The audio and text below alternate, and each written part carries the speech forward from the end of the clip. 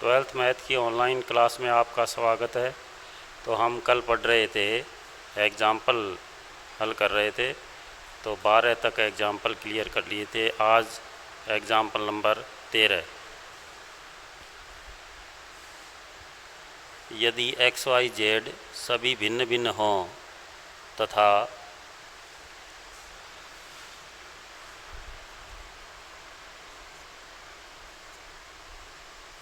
ये अपने को सारणिक दे रखी है, x y z x square y square z square, x y z x square y square z square, 1 + x cube 1 + y cube 1 + z cube बराबर 0। तो सिद्ध कीजिए कि एक्स वाई जेड बराबर -1। सिद्ध करना है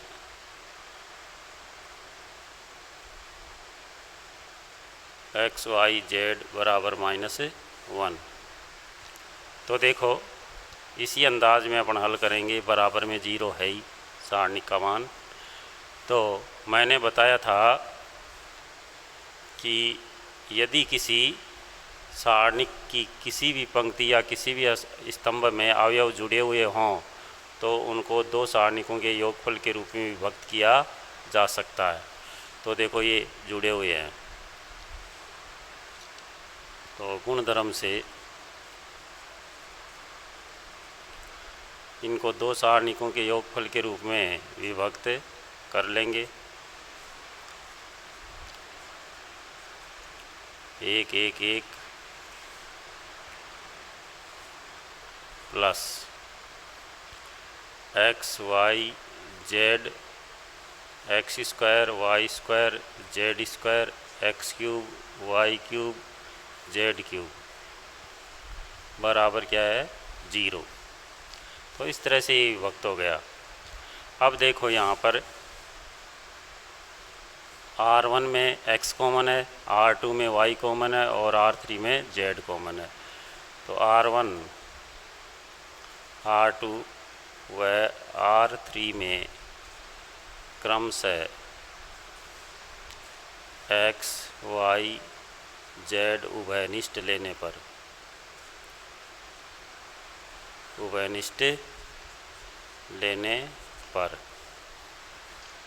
तो देखो, इधर ये सारणिक तो ऐसे कैसे आ जाएगी?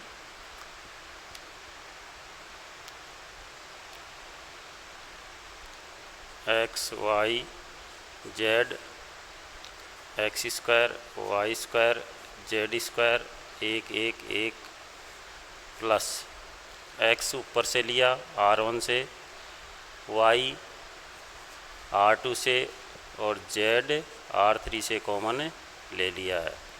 तो यहाँ बचा 1 x square 1 y square 1 z square बराबर 0। अब देखो, ये सेम सारणिक है, सिर्फ इतना सा है कि इनको एक्सचेंज करना पड़ेगा इधर से। तो इधर से एक्सचेंज इसमें कर देंगे। ये क्या है? C3 ये C2, तो C2 एक्सचेंज टू C3। तो जब एक्सचेंज कर रहे हैं तो बाहर माइनस आएगा। अब ये बड़े क्वेश्चन आ गए हैं।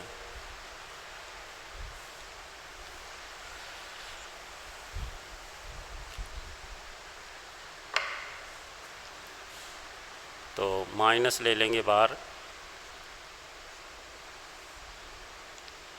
एक्स वाई जेड है ही, वो 1 1 और 1 और x square y square z square plus x y z 1 1 1 x y z x square y square z square बराबर 0।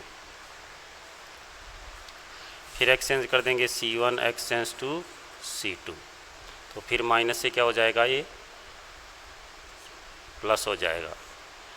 तो एक्स वाई एक आ जाएगा 1 1 1 x y z x square y square z square plus x y z 1 1 1 x y z x square y square z square बराबर 0। तो इस तरह से अपने पास ये प्राप्त हो गया।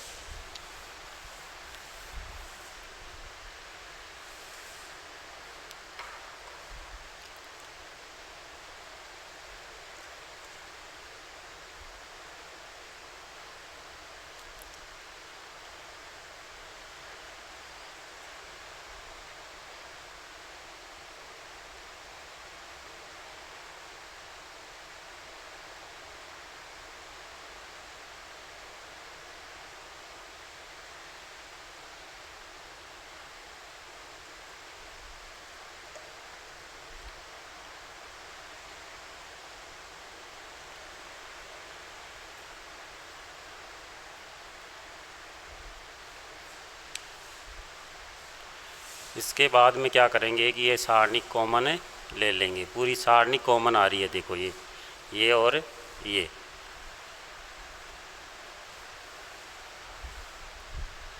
सारणिक कॉमन लेंगे तो ये सारणिक को बाहर निकाल लेंगे। 1 1 1 x y z x square y square z square. इसकी जगह क्या बचेगा 1 और प्लस ये बच गया एक्स वाई जेड बराबर क्या चल रहा था 0। अब आगे हल करने के लिए क्या करेंगे, इनमें 0 बनाएंगे एक एक को। 3 है पहले स्तंभ में तो 2 अवयवों को 0 बना देंगे, आसान हो जाएगा हल करना। तो देखो वही उसी तरीके से हल करेंगे।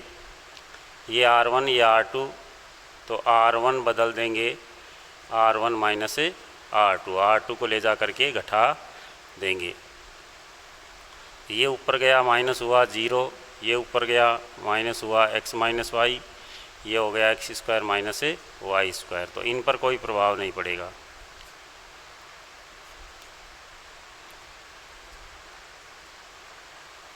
और इनटू में 1 प्लस एक्स वाई जेड बराबर क्या चल रहा था 0।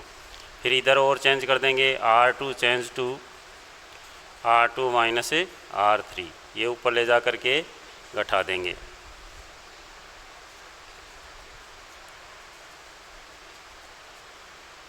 ये 0 हुआ, ये y माइनस जेड हुआ, ये y square minus z square हुआ, ये एक जेड और z square 1 plus x y z बराबर 0। अब देखो इसमें से R1 व R2 से क्रमशः क्या कॉमन है, x minus y y minus z, x minus y y minus z उभयनिष्ठ लेने पर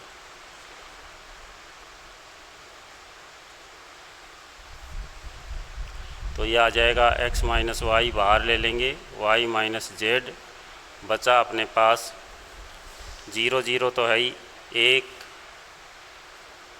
और ये x प्लस वाई, ये y प्लस यहाँ 1 बचा, ये y प्लस जेड, क्योंकि इसके गुणनखंड हो जाएंगे a square minus b square हैं, a प्लस बी रे माइनस बी, तो a माइनस बी वाला तो बाहर आ जाएगा, a प्लस बी वाला अंदर आ जाएगा। Into 1 plus x y z बराबर 0। तो अब देखो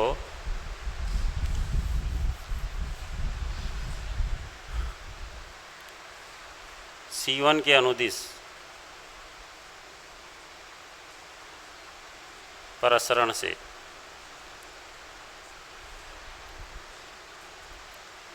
x माइनस वाई था ही, y माइनस जेड था, और ये भी लिख लेते हैं पहले ही 1 प्लस एक्स वाई जेड। अब क्या बचा, देखो ये बाहर आएगा ये तो 0 हो जाएगा, ये बाहर आ जाएगा तो 0 हो गया, प्लस माइनस प्लस 1 इंटू ये गया और ये गया, y plus z minus x minus y, तो अगला भी निशान बदल गया। ये y कट गया तो अपने पास आया x minus y, y minus z, z minus x, 1 plus x y z बराबर 0। ये आने के बाद में हल तो हो गया। अब ये क्वेश्चन में कह रहा था कि एक्स वाई जेड भिन्न भिन्न है। एक्स वाई जेड क्या है? भिन्न भिन्न हैं, तीनों बराबर नहीं है। यदि तीनों बराबर हो जाते तो यहाँ x माइनस एक्स हो जाता, क्योंकि y बराबर x हो जाता, तो ये 0 ही हो जाता पूरा। तो चूँकि x y z भिन्न भिन्न हैं, भिन्न भिन्न हैं, अर्थात x not equal 0, x not equal y, y not equal z और z नॉट इक्वल x, तो ये तो हट जाएंगे। तो अपने पास 0 के बराबर कौन आ जाएगा? 1 प्लस एक्स वाई जेड बराबर 0। तो this implies x y z बराबर क्या आ गया? -1। इस तरह से इस क्वेश्चन को हल करना है। काफ़ी बार बोर्ड की एग्ज़ाम में आया है ये 6 नंबर का, तो अच्छा क्वेश्चन है।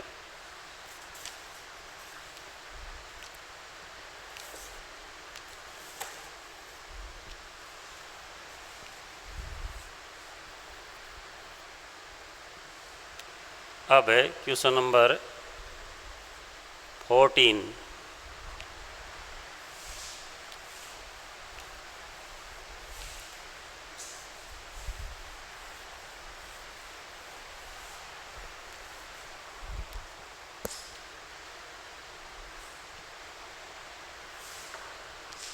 वन अपॉन ए सारणी का मान निकालना है। 1 upon a, 1 upon b, 1 upon c, a square b square c square,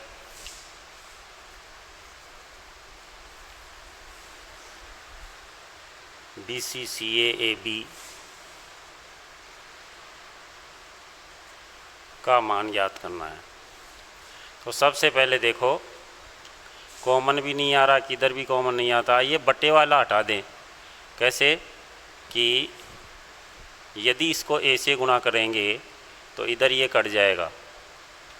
R1 को ए से गुणा कर दें, R2 को ए से गुणा कर बी से गुणा कर दें, R3 को सी से गुणा कर दें। तो देखो, ताकि ये भिन्न हट जाए, प्रॉब्लम नहीं आए, R1 change to A R1, इस तरह से R1 को किससे गुणा कर दिया? ए से। R2 change to be R2 और R3 change to C R3। अब देखो, ध्यान में रखना है एक बात ये और आई है यहाँ कि चेंज होने वाली पंक्ति या स्तंभ यदि किसी अचर राशि से स्वयं गुणा हो रही है, ये R1 चेंज टू R1 ही बताया था मैंने कि R1 कहलाएगा। यदि ऐसा होता है, यदि खुद चेंज होने वाली पंक्ति या स्तंभ किसी अचर राशि से गुणा होती है, तो जितने का गुणा करते हो उतने का भाग भी दोगे बाहर। ये ध्यान रहे, ताकि सारणिक के मान पर कोई प्रभाव नहीं पड़े। तो ये ए से गुणा हो रही है तो ए का भाग दे देंगे, बी से गुणा हो रही है बी का भाग दे देंगे, सी से गुणा हो रही है सी का भाग दे देंगे। तो बाहर आएगा 1 अपॉन ए बी सी। पहले से 1 अपॉन ए का भाग दे दिया, R2 से बी गुणा हो रहा था तो 1 अपॉन बी का भाग दे दिया, मतलब बी का भाग दे दिया, और R3 सी से गुणा हो रहा था तो सी का भाग दे दिया। ये अब ए बी सी से इस तरह से गुणा कर देंगे। इसको ए से गुणा किया तो 1 आया, ए क्यूब आया, ए बी सी आया, ये 1 आया, बी क्यूब आया, ए बी सी आया, ये 1 आया, ये सी क्यूब आया, और ये ए बी सी आया। अब देखो, C3 से ए बी सी वेनिस्ट आ रहा है, कॉमन आ रहा है, तो बाहर निकाल लेंगे। C3 से ए बी सी कॉमन लेने पर लेने पर ले लेंगे ए बी सी बटे ए बी सी हो गया, एक एक एक, ए cube B cube C cube एक एक एक, ये तो कट गया। अब देखो C1 बराबर C3, तो C1 बराबर C3 मतलब सारणिक का मान गुणधर्म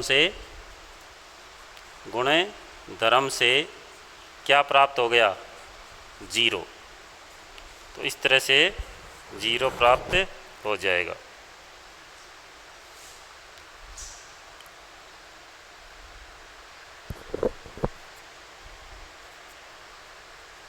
अब है क्वेश्चन नंबर 15।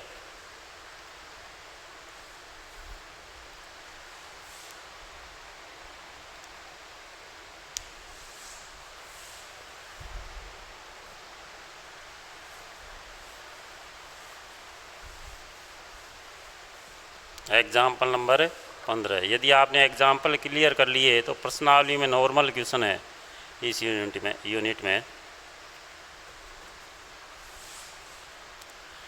तो ये 15वां आया एग्जाम्पल। कह रहा है सिद्ध कीजिए a plus B plus 2c, a plus B plus 2c A B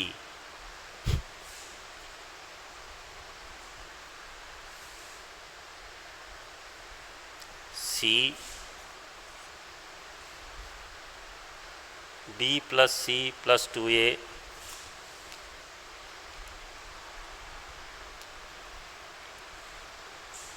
A B और C plus A plus 2b B C plus A plus 2b बराबर है a प्लस बी प्लस सी का होल क्यूब। ये 2 गुणा में है whole cube. अब देखो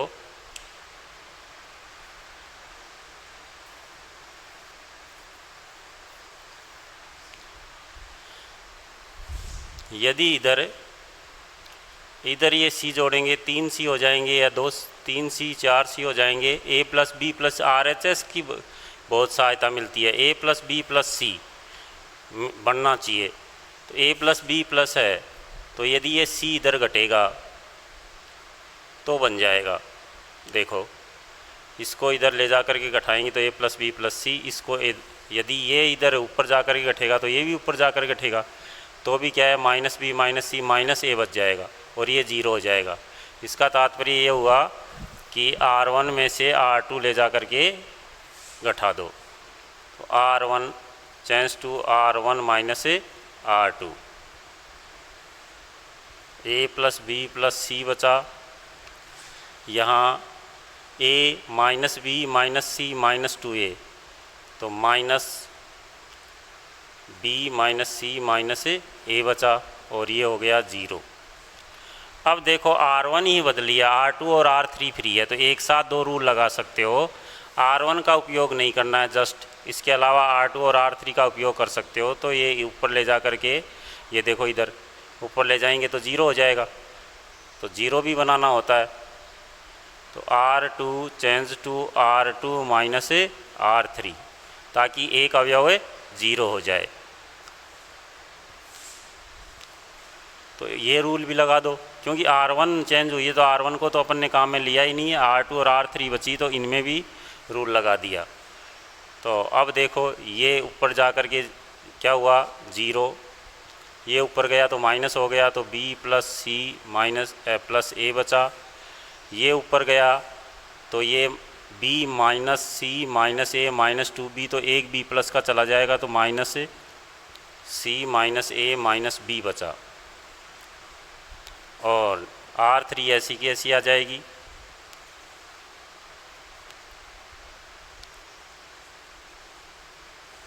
ये देखो अब अपने पास उपेनिष्ठ लेने का मौका है। इससे a plus B plus c common ले लेंगे, इससे a plus B plus c common ले लेंगे, तो बाहर आ जाएगा a प्लस बी प्लस सी का होल स्क्वायर, तो बाहर आ गया। अब बचा इससे a plus B plus c common लिया तो 1 -1, क्योंकि माइनस कॉमन ले लिया था।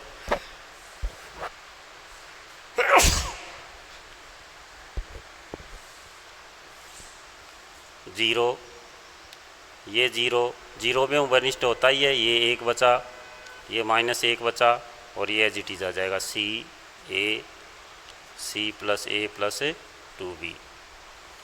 ये अपने पास मान आ गया। अब 1 है पावर और बची और 2 और बचा, तो जब 2 पावर आ गई, 3 पावर थी, 2 पावर का मान आ गया 2 पावर तक, तो इससे तीसरी पावर आ जाएगी प्रसरण करने से।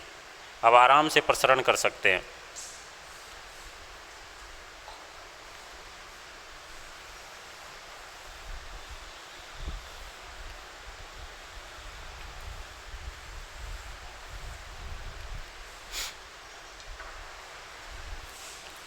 तो R1 के अनुदिश किसी के अनुदिश प्रसरण कर दो जो आसान लगे।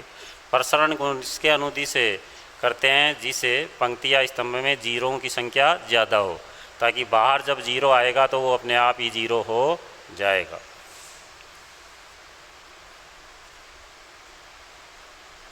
बाहर था A + B + C का होल स्क्वायर, और ये देखो R1 के एक संबंधित स्तंभ और पंक्ति छोड़ दो, ये इससे गुणा हो जाएगा माइनस ये, तो C + A + 2B 1 से गुणा हो गया सूत्र का माइनस, और A कम 1 किसका माइनस का, तो प्लस का A, प्लस माइनस, और फिर अवयव है माइनस का तो क्या हो जाएगा प्लस का 1। ये संबंधित स्तंभ और पंक्ति छोड़ देंगे, ये इससे गुणा हो जाएगा, तो ये इससे गुणा हुआ 0, और ये इससे गुणा हुआ, क्योंकि -1 कर रहे हैं, तो ये होगा,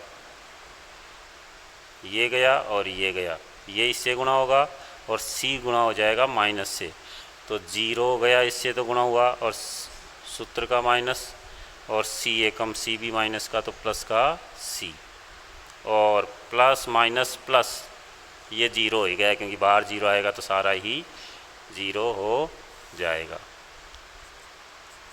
A + B + C का होल स्क्वायर, इधर क्या बचा C + 2B + 2A + C, तो देखो 2C हो गया, 2C 2 कॉमन लेते ही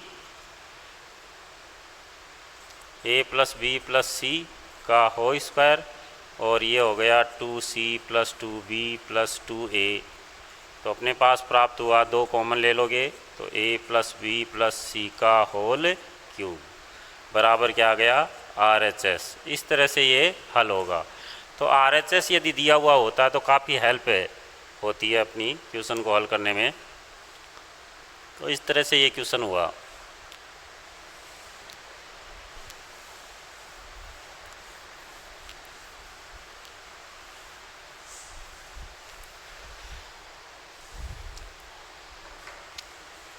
नेक्स्ट एग्जाम्पल है, ये अब की बार आया था क्वेश्चन में, शायद आया है जहाँ तक मेरे को ध्यान में है।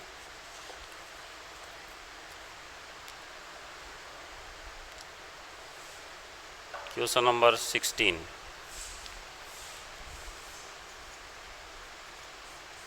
एग्जाम्पल है। सारणिक दे रखी है 1 + A 1 1 1 1 + B 1 1 1 और 1 + C, इस तरह से दे रखी है। और ABC बराबर में है ABC 1 + 1/A + 1/B + 1/C। तो देखो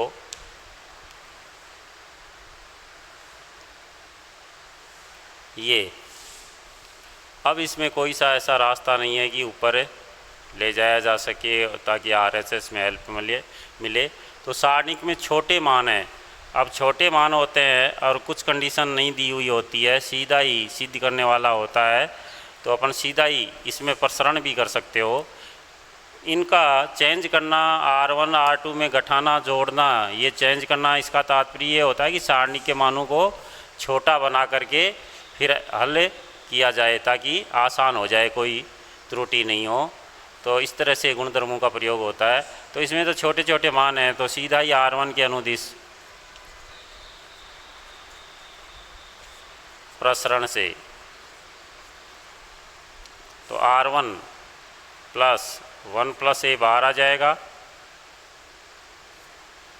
संबंधित स्तंभ और पंक्ति गए तो 1 प्लस बी गुणा होगा 1 प्लस सी से, तो डायरेक्ट ही गुणा कर दो। एक को इससे गुणा करेंगे 1 प्लस सी आया, बी को बी प्लस बी सी, इस तरह से गुणा हो गया। माइनस एक को एक से गुणा किया, एक सूत्र का माइनस आता है, ये गुणा माइनस ये गुणा, प्लस माइनस ये संबंधित स्तंभ गया, पंक्ति गई, तो ये इससे गुणा हुआ, ये इससे गुणा हुआ, तो 1 प्लस सी, एक 1 प्लस सी माइनस 1 प्लस 1, ये गया 1 माइनस, तो 1 माइनस बी, ये हो जाएगा। अब देखो इसको थोड़ा हल कर लेते हैं। 1 प्लस सी प्लस बी सी माइनस 1, और इसको खोला तो ये कट गया, माइनस सी, ये देखो ये गया माइनस का बी। अब इसको गुणा कर देंगे, ये कट गया, एक से गुणा होगा तो सेम ही आ जाएगा, सी प्लस बी सी, ए से गुणा कर दो plus A C plus A B plus A B C minus C और माइनस बी, ये कट जाएगा। अब देखो यहाँ पर ये मान आया, तो अपने पास बाहर ए बी सी है RHS में, तो ए बी सी कॉमन ले लेंगे। ए बी सी कॉमन लिया तो इसमें कॉमन नहीं है, तो नीचे चला जाएगा बी सी बटे a B C plus A c बटे a B C plus A b बटे ए बी सी प्लस 1। तो क्या बचा अपने पास, ए बी सी तो है ही, और ये बी सी कट गया तो 1/a प्लस ए सी कट गया तो 1/b प्लस 1/c और प्लस 1। ये आपका क्या है, RHS प्राप्त हो गया। तो इस तरह से किताब वाला क्वेश्चन न करके आप इसको हल कर सकते हो। तो आज अपने पास हम पहुंच गए, एग्ज़ाम्पल नंबर 16 तक कंप्लीट हो गए। अब नेक्स्ट क्लास में एग्ज़ाम्पल नंबर 17 से स्टार्ट करेंगे। अब आपका यही काम है कि एग्ज़ाम्पल नंबर 16 तक आप मिलाओगे रफ कॉपी में, ताकि आपको ये रूल पता हो जाए किस तरह से क्या चेंज किया जाता है और क्या नहीं किया जाता।